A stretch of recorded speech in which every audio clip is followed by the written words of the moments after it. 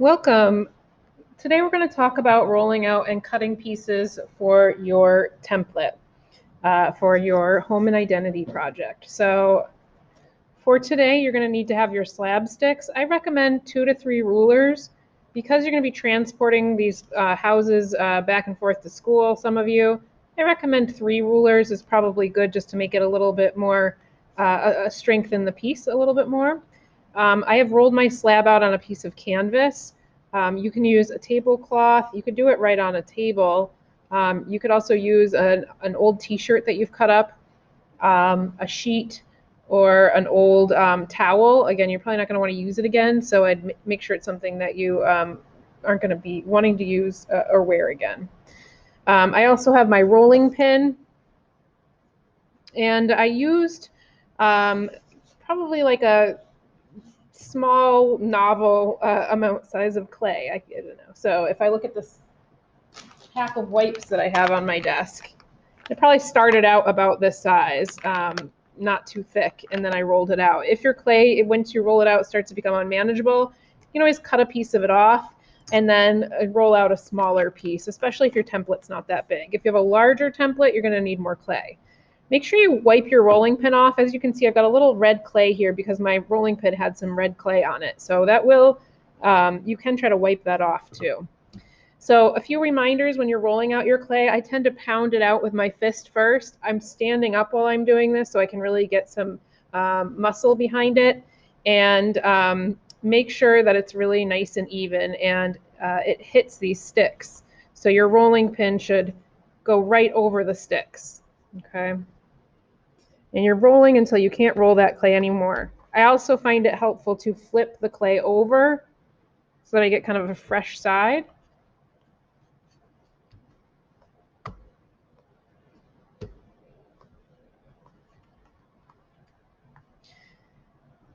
Then I'm going to take my templates and start cutting out my pieces.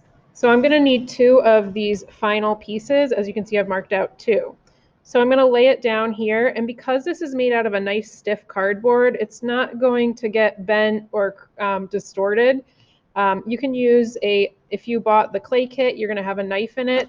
For those of you who don't have a knife, you can use your bamboo skewer to cut with. So I'm going to try the bamboo skewer out since many of you are at home using that today.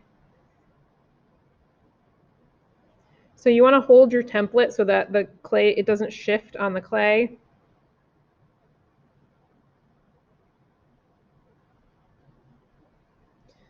I recommend depending on your design, get most of your pieces cut out. You might want to start with your largest pieces first.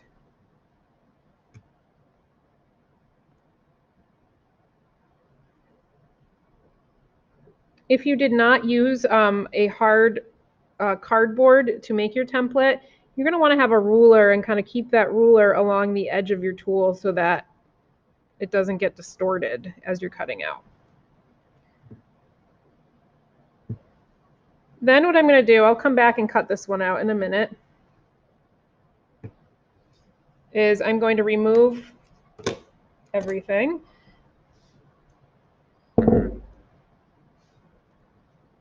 And I'm going to carefully lift this up, and you can see I have a board here.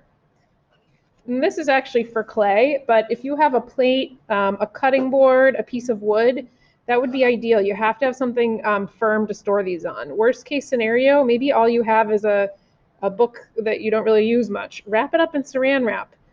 You can store your project on there. If you're in school, I can help you out, try to give you something too. So now what I'm going to do is I'm going to very carefully remove my template, and I want to take my hand and support this, and I'm just going to flip it, okay? I don't want to distort that. Now, my next pieces, I think I can fit on this board, but many of you are going to be stuck using a small board. So what I would recommend doing is stacking your pieces, and if you do have to stack your pieces, you're going to want to either grab some newspaper,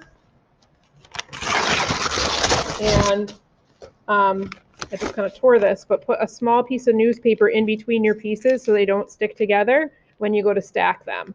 Or if you don't have newspaper, you can also use some saran wrap to keep these covered and prevent them from sticking to each other. So I'm going to go ahead now and cut out the rest of my pieces, and I'll show you what that looks like in a minute.